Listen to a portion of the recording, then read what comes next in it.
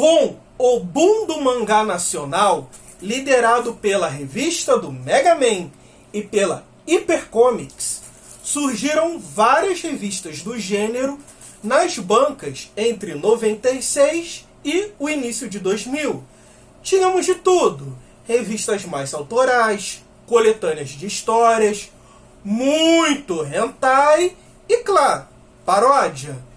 Nessa mesma época, apareceu a Kingdom Comics, que lançou várias revistas do gênero que, apesar de eu saber que elas não são muito conhecidas, eu gostaria de apresentá-las a vocês, porque eu considero elas bem incríveis. E, bem, a Kingdom Comics tinha como característica se aproveitar muito bem do espírito dos anos 90, das piadas da época. Reler esse material hoje em dia é como se você ressuscitasse o zeitgeist otaku dos anos 90. E as piadas eram mais ou menos assim.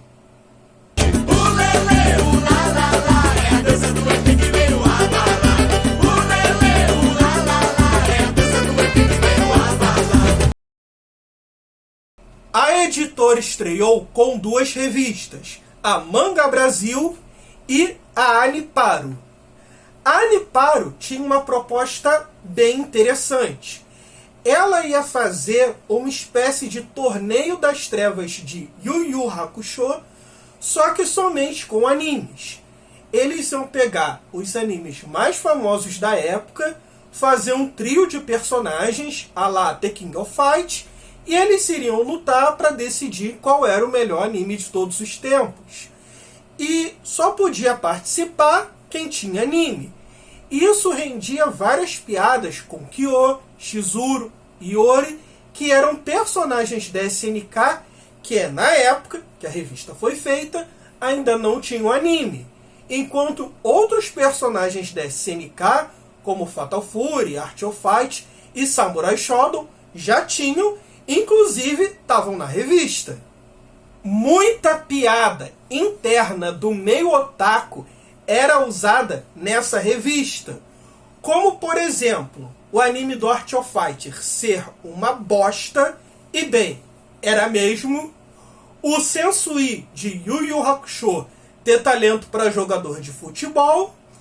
E os personagens afeminados. Dos que eu melhor posso destacar como uma piada somente dessa época, é justamente dos Samurai Warriors. Eles eram muito zoados por serem afeminados, serem gays. E isso era porque era muito fácil você achar imagens yaois deles na pouca internet que você tinha, em revistas especializadas da época. Isso é algo que morreu na época. Se você era só da época da Manchete, só via anime por lá, você provavelmente nunca ficou sabendo disso. E tem várias piadas aqui que hoje seriam consideradas homofóbicas, mas é aquilo que eu já disse lá no vídeo da Hyper Comics. É um retrato do humor da época. Eu sei que é horrível, mas como contraponto, o Japão fazia igual, só que nessa época era velho tarado abusando de colegial. Então, por favor, gente, não vai cancelar os autores dessa época, porque era algo muito reproduzido. Eu, inclusive, uso de sacanagem essa camisa do Tabajara, porque o Cacete Planeta vivia fazendo isso, e eles diziam ter um gay na equipe. Os animes que participavam do torneio tinham como objetivo derrotarem o Yu Yu Hakusho, que era o anime mais popular da época que essa primeira revista foi desenhada, em 1998, apesar que ela só foi lançada em 99. O sistema de batalhas era decidido pelo modo Você Decide, que era um programa da Globo que você telefonava para escolher qual final você queria ver. Eu não acredito que as revistas eram de fato feitas assim, porque isso iria atrasar muito a produção de cada uma das revistas. Mas, se você mandasse uma carta para lá, você pelo menos poderia concorrer ao novíssimo Nintendo 64. As únicas lutas que aconteceram na revista, infelizmente, foram a Samurai Shodown versus o Samurai Warriors, e aqui dentro, que apesar da capa ser do Pokémon, a luta foi das Sailor Moons contra as Guerreiras Mágicas de Heiart. E aqui, no final da revista, diz que a próxima ia ser Ranma e meio versus Dragon Ball. Pra mim parece óbvio quem ia ganhar, mas como o Ranma era muito popular em 98, inclusive com o mangá saindo aqui, era bem possível que eles ganhassem. Opa! Acabei de ver aqui durante a edição que eu esqueci de mostrar os times da Aniparo.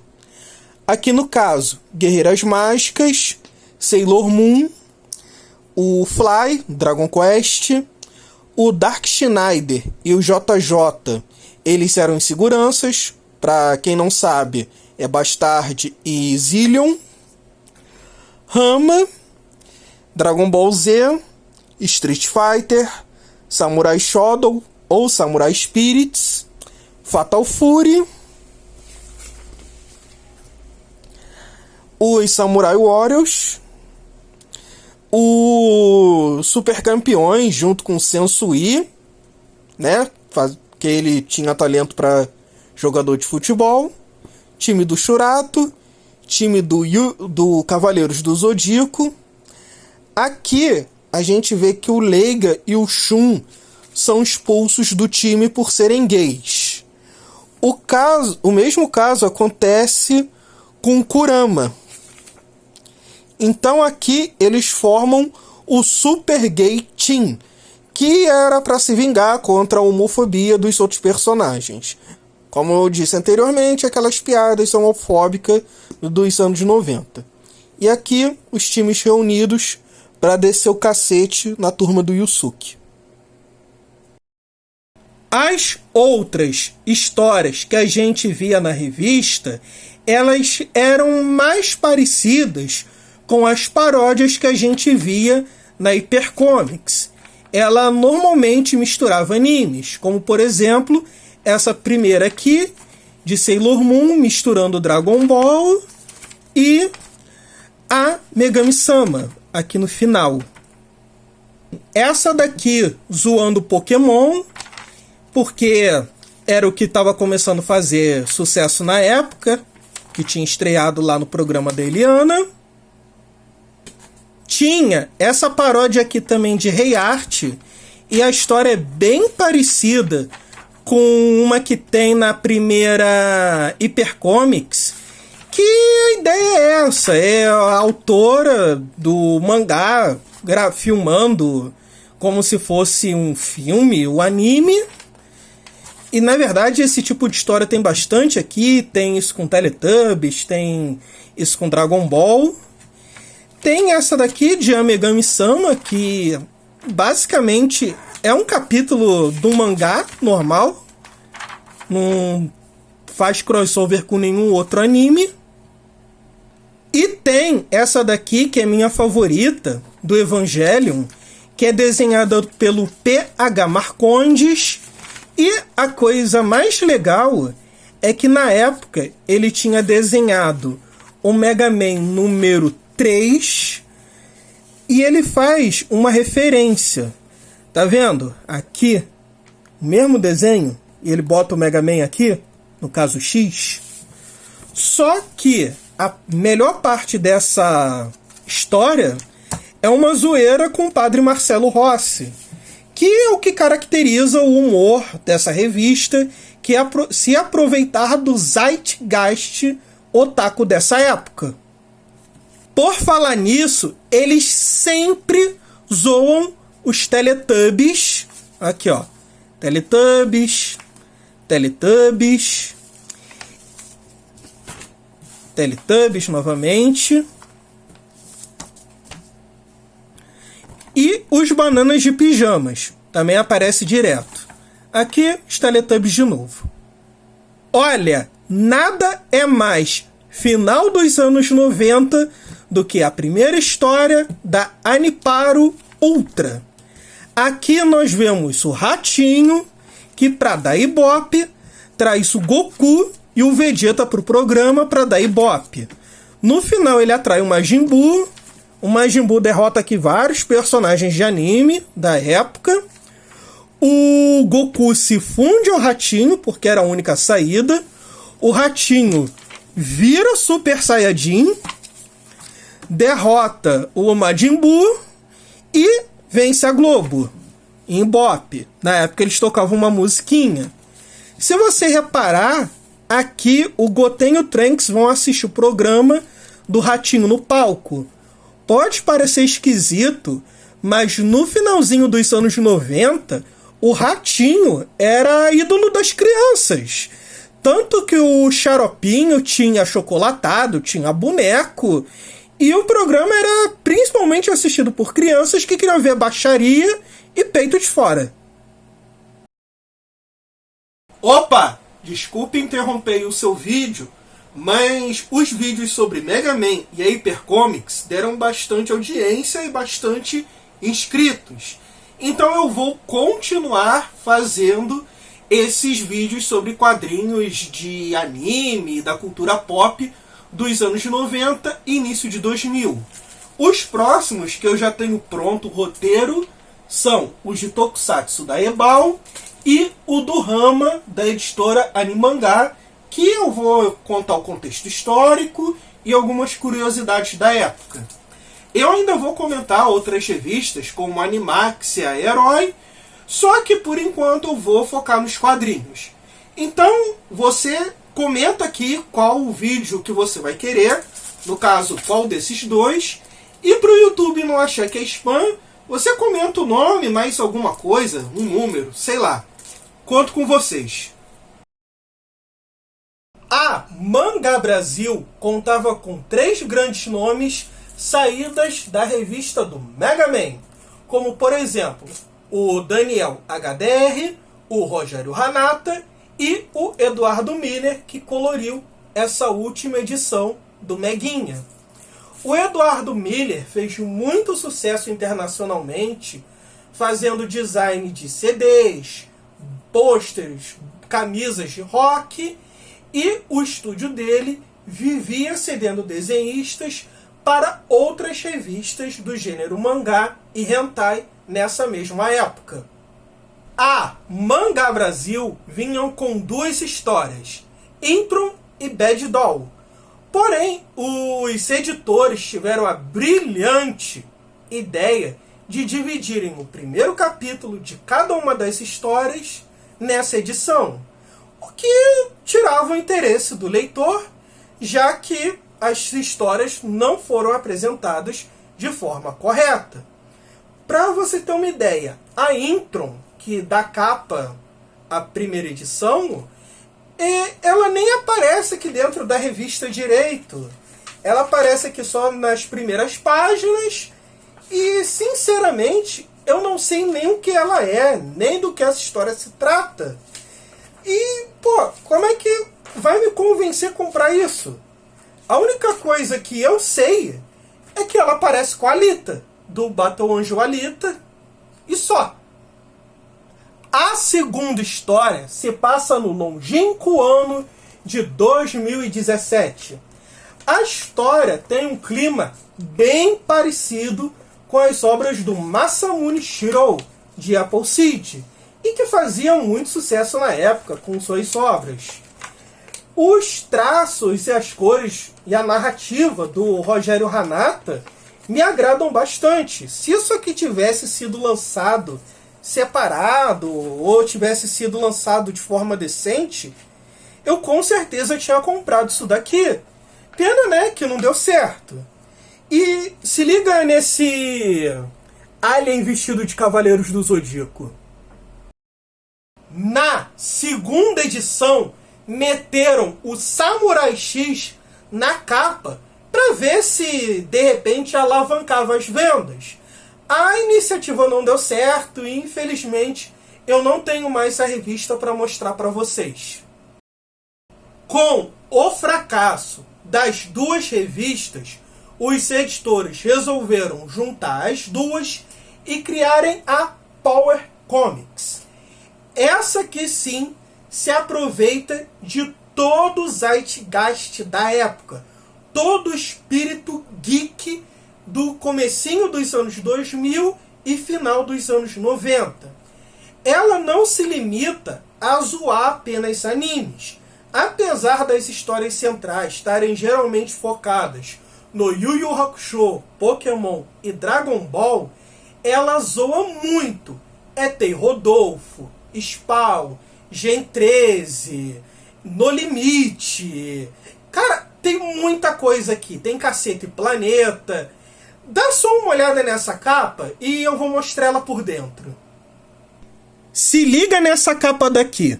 Tem Dragon Ball, Yu Yu Hakusho, X-Men, no caso Wolverine, que é o personagem mais popular, Gen 13, Ranma Meio, Evangelion, Witchblade, Spawn, Pokémon, Matrix, sendo que vários personagens sequer aparecem dentro dessa revista. Para começar, a gente tem aqui o compadre Washington, a Sheila Mello, a tiazinha. Aqui em cima da TV, o cara tem um bonequinho, que eu não lembro de onde que é esse bonequinho, mas ele tinha em vários lugares. Se você lembrar, por favor, comenta aí nos comentários. Aí tem Power Ranger, Chiquititas, Beavis e Butthead, boneco pirata, que era a coisa mais comum da época. Aí, bom, começa com Yu Yu Hakusho, que era sucesso da extinta TV Manchete, recém-extinta no caso. Tem aqui o Chapolin no traço do quadrinho do Chapolin, que saía aqui no Brasil, e que depois usaram os traços, tanto do quadrinho do Chapolin quanto do Chaves, para fazer aquela animação. Pokémon, que estava começando a estourar na Eliana. Aí vamos lá. Dragon Ball, que estava fazendo sucesso no Band Kids, estava começando. A Keiko aqui tá com um puta traço hentai.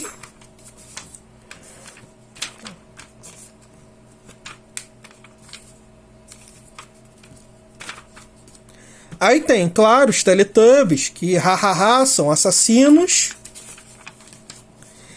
Tem isso daqui que pra mim é maravilhoso. Caso vocês não lembrem, isso aqui é o Massaranduba. Era um personagem do Cacete Planeta. Ele era o que a gente chama de Pit Boy. Pit Boy era tipo uma tribo, por assim dizer, de caras que treinavam jiu-jitsu e iam para baladas só para arrumar confusão, só para arrumar briga. Eles tinham que arrumar motivo para meter porrada em alguém e se sentirem mais machos. Se vocês pegarem e ouvirem a música do Gabriel Pensador, Retrato de um Playboy Parte 2, que tem ao vivo lá no show deles, vocês vão entender perfeitamente que é uma saranduba. Uma saranduba que, no caso, tá assistindo Dragon Ball, aí o amigo dele, que era o Bussunda, pergunta, quer dizer, comenta, pô, mas eles estão atrás das bolas do dragão. Então ele sente a sua masculinidade afetada e quebra a TV porque bola do dragão é coisa de viado, etc. Anos 90, né, gente? Aí, bom, mais Teletubbies. E bem, banana de pijama no final, que eu esqueci de mostrar da outra vez. E aqui na edição 2, é minha história favorita. Aqui o Spawn tá indo pedir emprego pro Koema.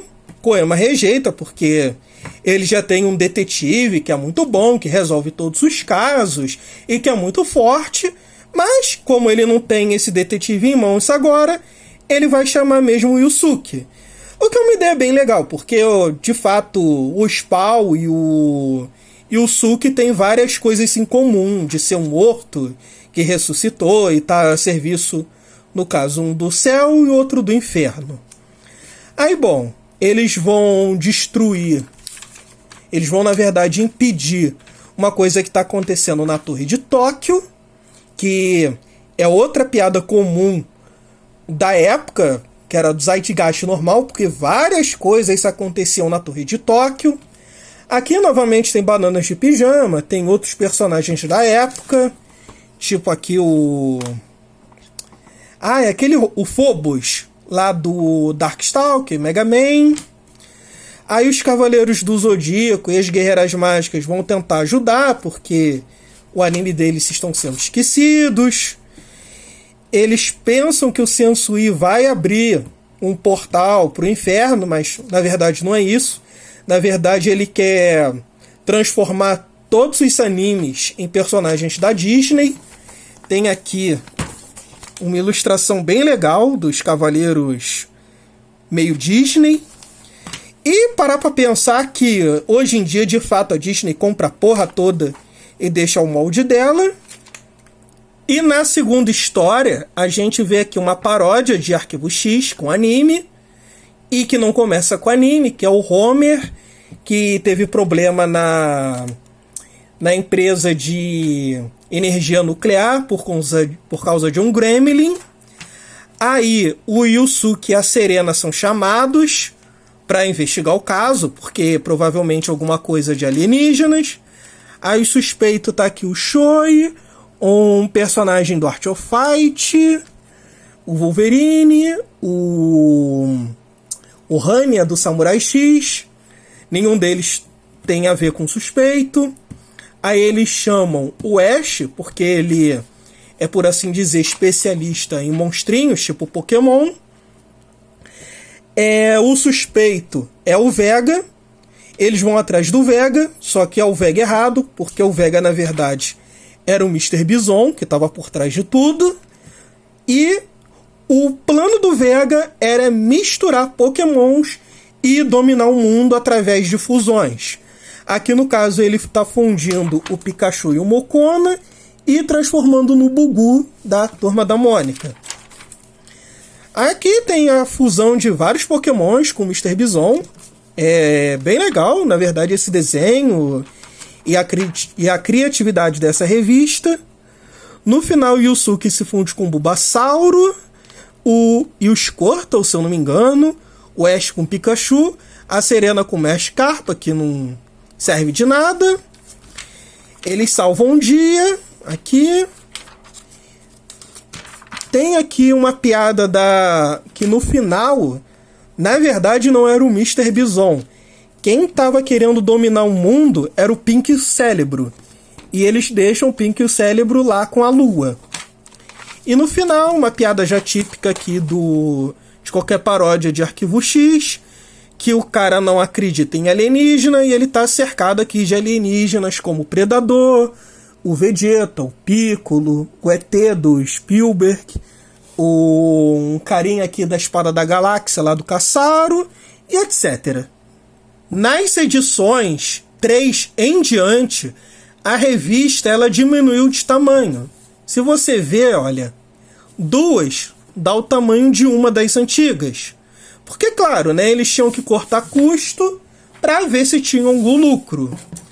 Nessa edição 3 aqui, eles fazem uma paródia com No Limite. E eu não lembrava disso, mas na época dizia... A propaganda do No Limite dizia que...